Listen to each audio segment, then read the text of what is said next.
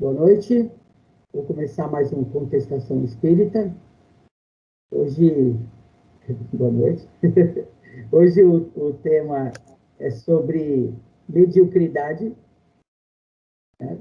Vamos ter assuntos extremamente interessantes logo depois da vinheta.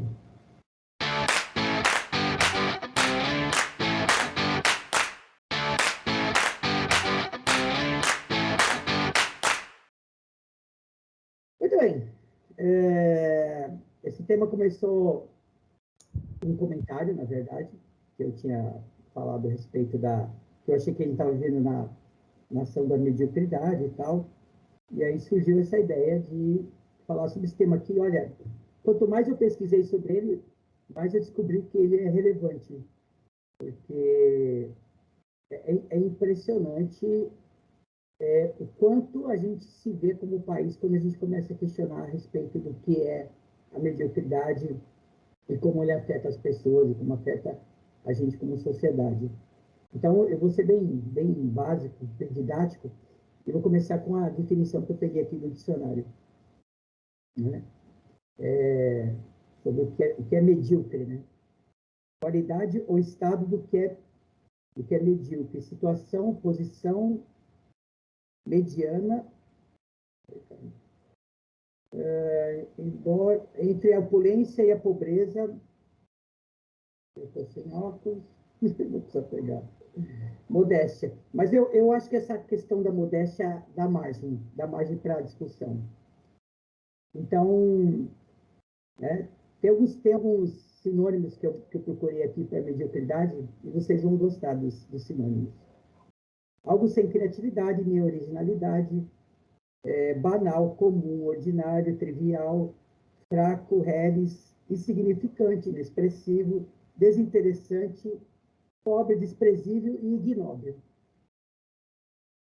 Tá bom, né? Eu acho que mediocridade foi daquelas palavras também do idiota, que foi uma grata surpresa do id, né? Uhum. O medíocre também é aquela palavra que também foi deturpada, cujo significado foi deturpado. Acho que na etimologia vem de mesmo de médio, mediano, medíocre, está na média. Ou seja, não é nem bom, mas também não é ruim. Medíocre. Sim, é o médio. É o médio. É que a gente deturpou ao longo dos anos aí, né? A gente, assim, nós, né? Com sociedade. Sim. Lusófona, né? Mas hoje, quando você diz que uma coisa é medíocre, na verdade, você está dizendo que ela basicamente é comum, trivial, uma coisa que todo mundo faz, né? Você não sai do lugar comum, você é aquela coisa, sabe, que não fede nem cheira, que não é bom nem ruim, mas também não desperta nada. Dá uma olhada nisso aqui, ó. Mediocridade é o contrário da excelência, né? Isso é importante. E eu quero citar uma frase do Mário Sérgio Cortella, que vocês provavelmente devem ter ouvido. Faça o teu melhor na condição que você tem, enquanto não tem condições melhores para fazer melhor ainda. Né? Então, assim, resumindo, medíocre é o comportamento de se contentar com o que deu para fazer. Né? Você lembra de uma frase que a gente costumava dizer antigamente, Zé? Tá ruim, mas tá bom? É isso aí. Tá ruim, mas tá bom. Tá ruim, mas tá bom. Ou então, tirando ruim, o resto tá bom. Né? Então, é assim, a gente realmente trabalhar sabe, assim, sem ter preocupação nenhuma de ser mais do que todo mundo já foi até hoje. Então, eu acho que é uma coisa muito ruim a gente fazer essa análise, né, de que a nossa sociedade se contenta com, sabe, porque quando você é medíocre, você não ousa, você não inova, você não empreende, você não tenta. As pessoas sempre falam assim, as coisas são assim. Por que eu vou me dar o trabalho de tentar alguma coisa nova? Por que eu vou me dar o trabalho de tentar fazer diferente do que todo mundo faz? Porque é o que todo mundo aceita. Né? A gente tem medo da mudança, a gente tem medo de assumir riscos, a gente tem medo de ser diferente, de inovar, de procurar soluções. é isso que faz com que as pessoas e a sociedade se tornem medíocres. E vamos combinar que a situação aqui está feia. Né? Qual é o posicionamento de vocês? Né? Isso já é uma afirmação. Com certeza. Né? Então, beleza, boa noite, até a próxima semana. Estamos condenados. Não, mas, né, eu acho que a gente, uma das coisas que a gente tem que pensar que para você fugir da mediocridade, você tem que sair do lugar comum. Você tem que tentar coisas novas, né? Então, assim, né? E para onde é que nós estamos indo? Né? As pessoas simplesmente elas estão falando, olha, eu poderia fazer mais, eu poderia ser melhor do que eu sou, mas para quê? Não vale esforço, é mais fácil ficar do jeito que eu estou, tá bom assim, tá tudo legal. Né? Gente, a gente sabe que esse país tem tudo por ser feito. Tem tudo por fazer aqui. Sabe? Tem uma sociedade para melhorar aqui, tem tudo para resolver. A gente não pode ficar nessa condição de pobreza espiritual. Né? De falar, não, tudo bem. Né? Tá Não, ruim, vamos mas... lá. Vamos fazer um resgate histórico. Nós todos aqui temos ascendência caucasiana. Isso significa que nossas origens remontam à Europa. Assim, eu fico assim, eu faço isso meio que uma piada, né? A minha família é ali do centro europeu, ali, né? Os rabis estão ali entre os eslavos, a Hungria, a Polônia, aquele pedaço ali da Europa Central.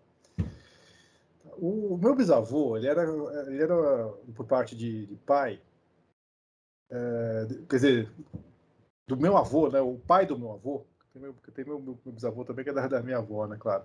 Mas o pai do meu avô, ele era preso político, ele era comunista, tal, e deram a chance para ele, falar, cara, seguinte, das duas uma, ou paredão ou você vai embora, óbvio. E aí ele pegou o navio, né, com a roupa que tinha, basicamente, com a família, tudo mais, tal, e aquela famosa história, né, pô, o navio chegando, atravessando o Atlântico, né, parte da família virou para a direita, outra parte, que a minha, virou para a esquerda. E veio parar aqui, óbvio, hoje a gente sabe isso, né? Que a parte virou para a esquerda, entre aspas, se deu mal. Mas naquela época, Estados Unidos, Canadá, Brasil, Argentina, era tudo a mesma coisa. Não importava, não importa. Cara, aquelas coisas de faroeste, era aquilo mesmo. Os Estados Unidos era o faroeste, sabe? Aquilo ali é normal, sabe? Naquela época era normal, assim, era tônica, era o que acontecia. E não era muito diferente daqui. Tá? Chegando assim, se aqui não fosse uma boa opção, não tinha vindo tanta gente para cá, tantos imigrantes para cá, ou para a Argentina, ou para o Uruguai, que seja. Na realidade, o Uruguai foi uma contenda da fronteira Brasil-Argentina, mas enfim. Mas era pau a pau, não tinha diferença para onde você iria. Você tinha que ir para a América, falava América, ponto. Né? Jogava, para onde o vento soprar, leva o barco. Tá? Mas, enfim, em algum momento, aí a Cláudia vai saber melhor, em algum momento da história, a coisa divergiu, aí sim. Pegamos o rumo da mediocridade e estamos trilhando esse caminho. Esse é o ponto de vista, você disse, caucasiano, né? Que para eles tanto fazia, mas para nós, enquanto construção civilizatória, o problema começou quando os portugueses chegaram aqui, o tipo da colonização que a gente teve, né? Que já diferenciou aí a forma como o Brasil, né, se deu, porque para eles lá realmente nós éramos aqui dentro da América éramos primitivos, bem dizer, para eles, né? Mesmo para quem vinha, como os Rabi ou os Trautmann ou sei lá mais quem, para eles era realmente eu tive um dos meus bisavós que vieram da Espanha, ficaram um pouco na Argentina, não se deram bem, vieram para o Brasil. Então eles experimentavam também um pouco disso, né? Dessa acolhida do país, enfim.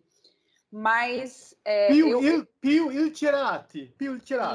Isso. Mas que?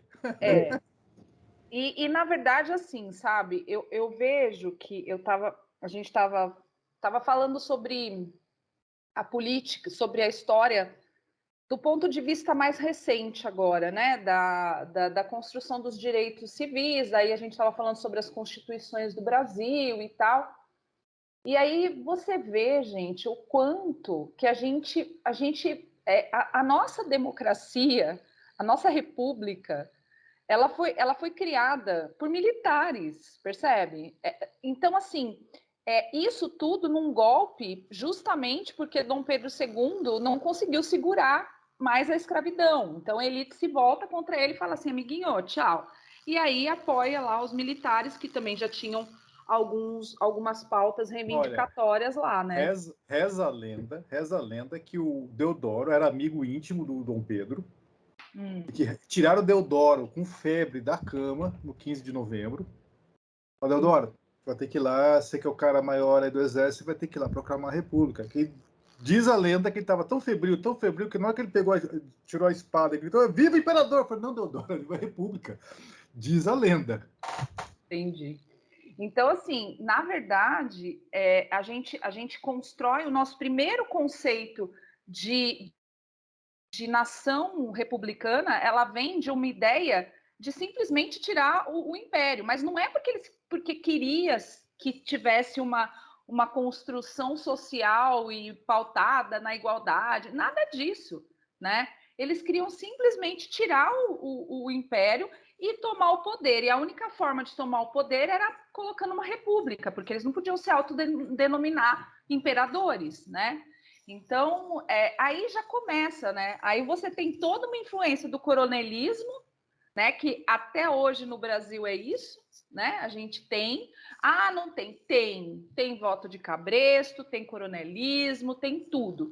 E aí você chega na parte do golpe militar e você é obrigado a ouvir aluno dizendo que não existiu ditadura, não. Que a ditadura, na verdade, os militares tomaram poder porque o Brasil estava virando comunista. Aí você fala assim, meu Deus, isso eu estou falando de uma criança de 10 anos. Tá? Que lógico, tem essa visão por influência familiar, né? Então, assim, é o que eu falo, né? É muito mais fácil você criar uma retórica dizendo, ah, não foi assim que aconteceu. Porque aí aí eu fiz uma pergunta, falei assim, mas de onde você tirou isso?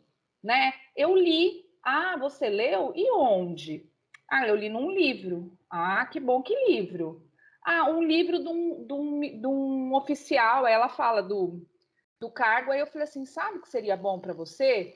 Ler do ponto de vista de quem está do outro lado, porque daí você pode até continuar com a sua visão, mas aí você teve uma ideia, né, dos dois lados. E aí eu percebi o tempo inteiro que tinha alguém ali do lado dela instigando ela a fazer pergunta para me fechar, entende?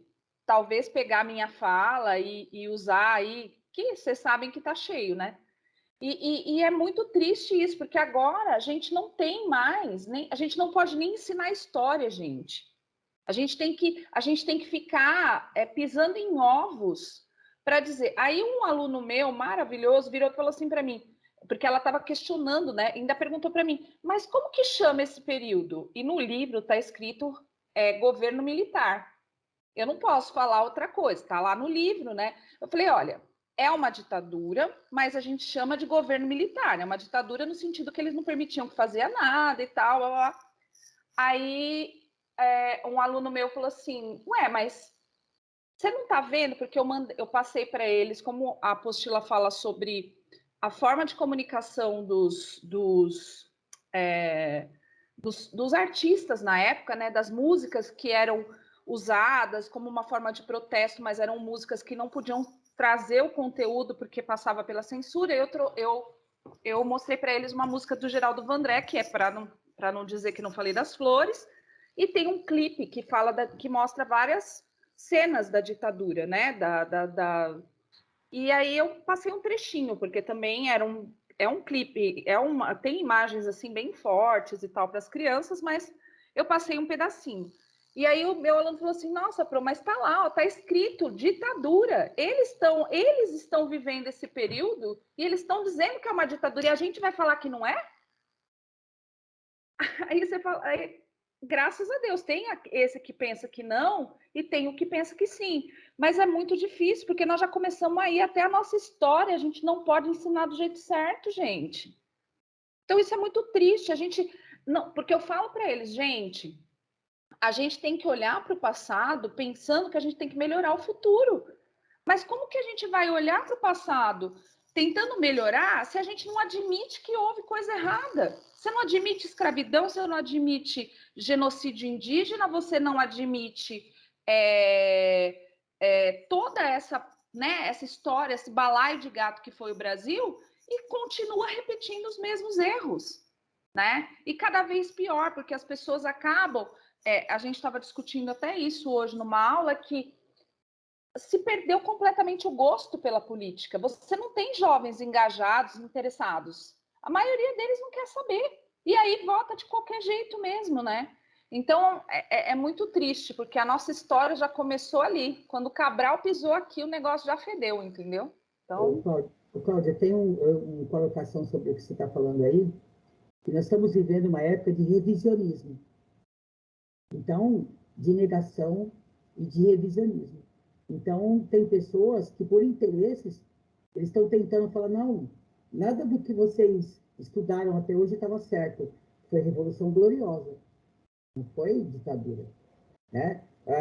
O problema foi os comunistas que estavam querendo tomar o país, então foi só uma reação. Então, assim está acontecendo na história, assim está acontecendo na ciência, né? Com a briga, por exemplo, do criacionismo, né? Que tem lugares que estão enfiando goela abaixo, que o professor de ciências ou de biologia é obrigado a explicar o ponto de vista do criacionismo, que a gente sabe que não faz sentido nenhum, que é um negócio sem pé nem cabeça.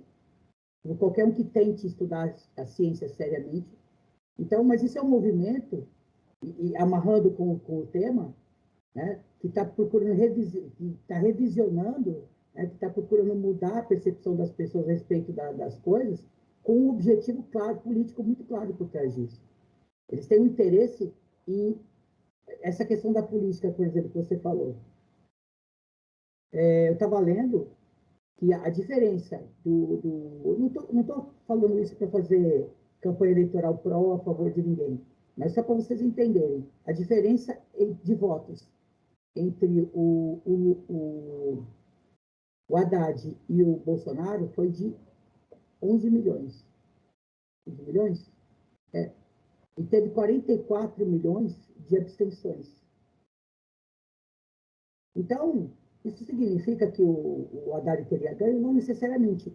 Mas olha só o peso que essa propaganda a política não presta, nada funciona, o que você vai fazer? Nada vai mudar, tudo está uma porcaria. E essa visão é medíocre, sabe? Por que eu vou me esforçar em tentar escolher um?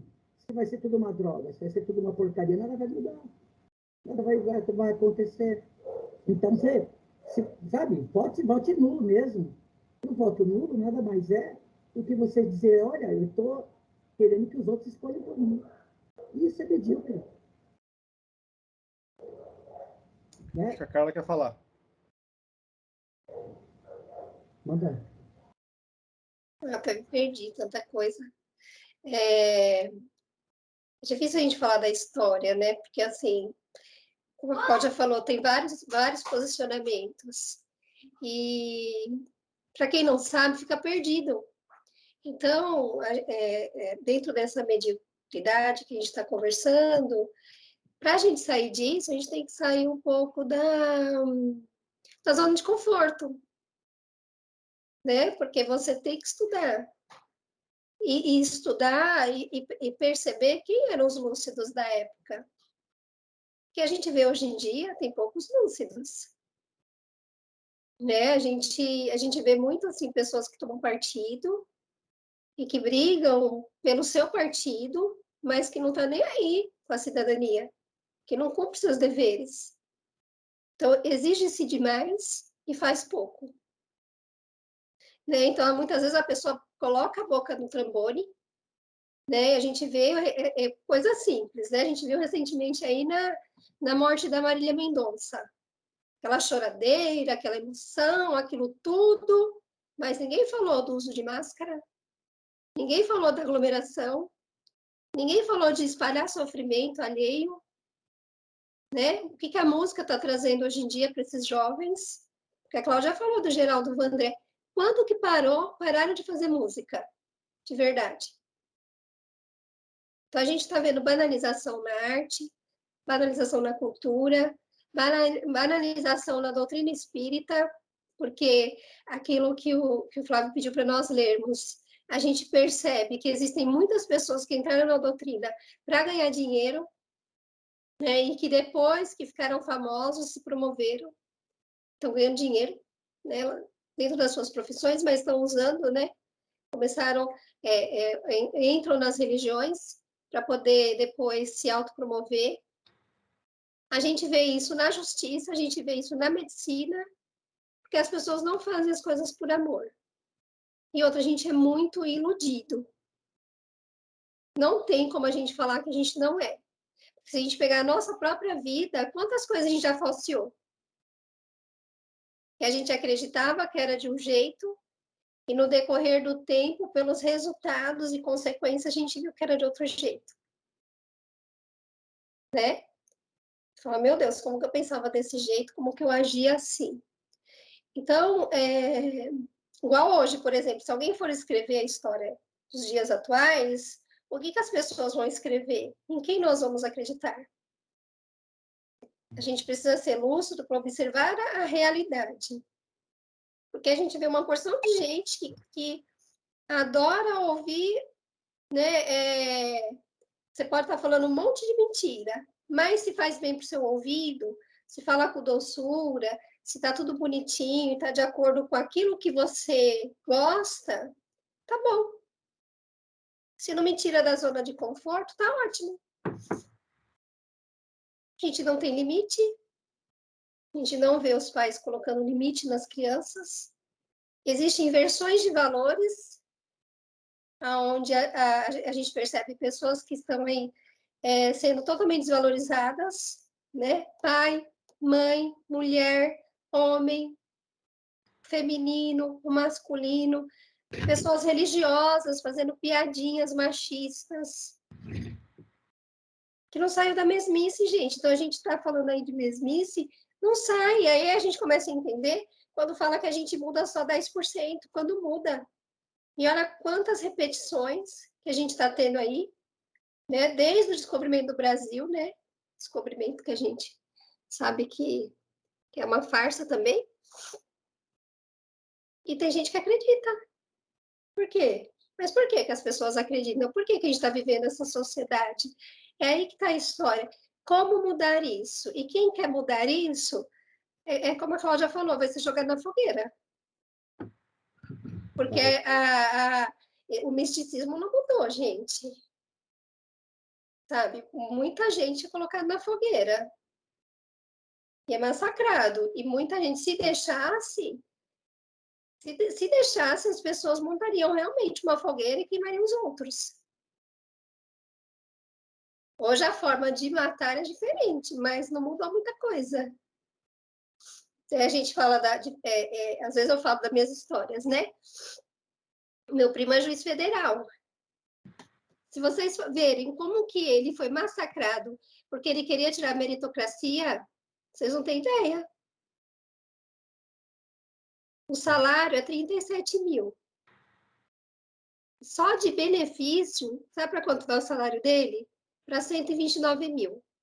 Isso que eu vi foi em 2017, por aí. E ele, quando foi que ele falou que tinha que tirar, porque ele fala num país onde o salário mínimo, as pessoas que deram o seu sangue ganham o salário mínimo, como que o juiz pode ganhar tudo isso? Ele quase morreu, porque os outros juízes caíram em cima. E ele é novinho, ele tem menos de 40 anos. Então, a gente vê que é uma luta muito grande, não tem como mudar ainda, entendeu? Teria que nascer uma porção de pessoas que querem mudar, né? Eles até criaram lá um grupo de juízes novos, né? Fizeram lá uma movimentação, mas, gente, é muito difícil mudar uma vírgula. Isso vem lá de cima. Eles que mandam, eles que comandam, eles que manipulam, e eles fazem a gente acreditar no que eles querem. E aí a gente tem professores aqui que pode falar para a gente, vocês conseguem mudar a cabeça das pessoas?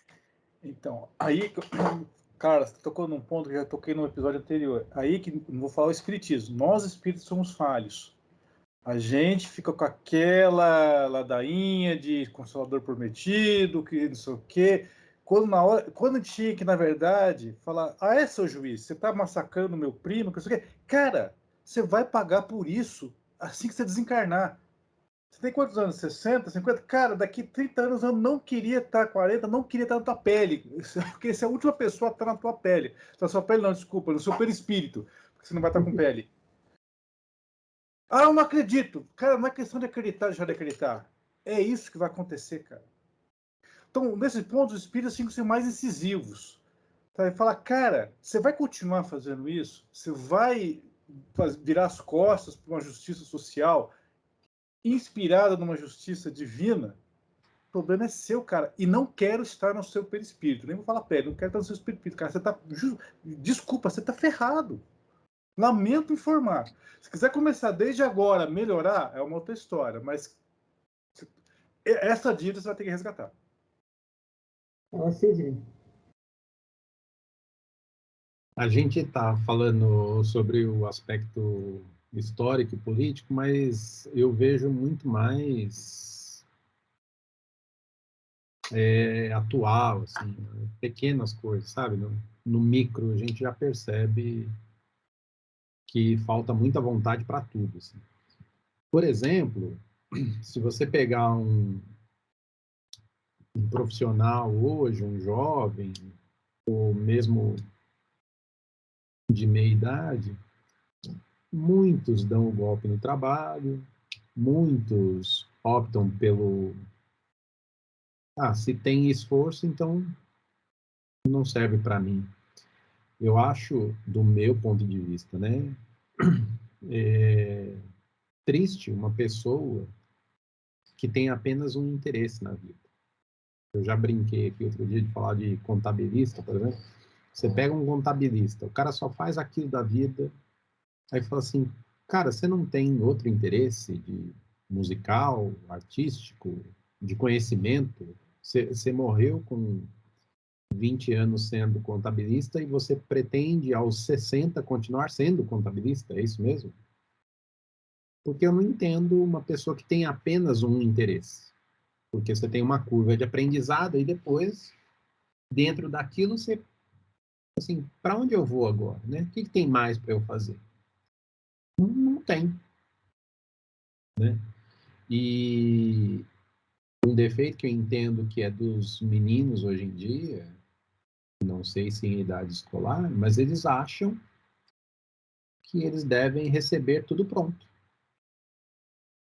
Seja estrutura, seja dinheiro, seja profissão. Na cabeça deles, eles não precisam lutar por nada. Na cabeça deles, é o pai que tem a obrigação de entregar as coisas prontas. E aí, beleza, eu posso te aliviar o caminho, posso te dar uma ou outro apoio, posso te dar uma ou outra coisa, mas, negão, você vai ter que trabalhar, você vai ter que ralar.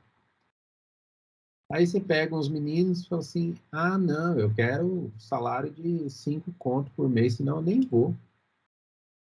Beleza, mas você fez o que para ganhar 5 conto? Não, precisa ir de ônibus, né? Não, eu vou de Uber. Entende? Não tem dedicação de nenhuma espécie. Mesmo no cenário micro. Aí você pega uns meninos e fala assim, o que você quer fazer? Eu quero ser influencer, eu quero ser youtuber, eu quero ser qualquer coisa. Beleza. Eu já falei aqui também de atletas olímpicos, né? A dedicação exclusiva, única e atemporal que um atleta tem que ter para se tornar um atleta olímpico, para mim é aquele negócio que o cara fica em cruz, assim, sabe? Pendurado nas argolas. Aquilo ali é de uma dificuldade absurda. A dificuldade é você ficar naquela posição, quanto mais em equilíbrio. Então, assim, quanto de treino que não precisa ter para aquilo, cara? Quantos anos da vida um corredor não trabalha para ganhar 2 segundos, para ganhar 3 segundos? E os meninos que estão nascendo hoje estão achando que, assim, não, eu não vou, não precisa. Não, já tá tudo pronto, vou viver de renda. Nego com 50 anos falando que vai viver de renda. Nossa, isso me consome no grau. Eu falo assim, cara, a expectativa de vida aumentou. É sério que você vai querer passar os próximos 30 da sua vida coçando o saco?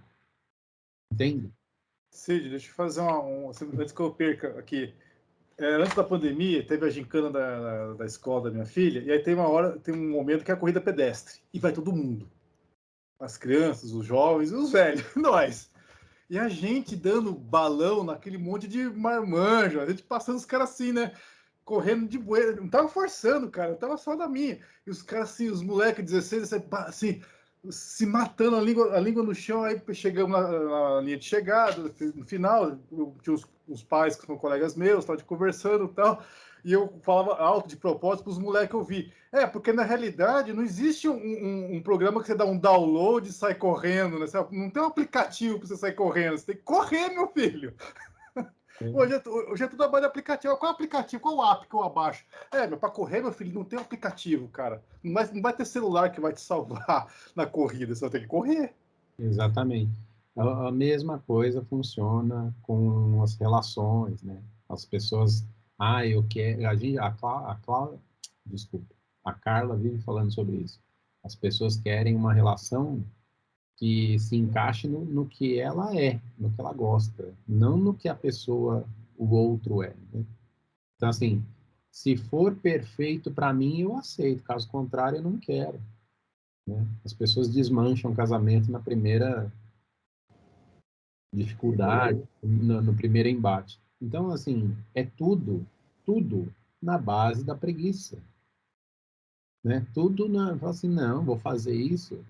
E aí, o que eu vejo, sem querer ser conclusivo, mas é só porque me ocorreu agora, é que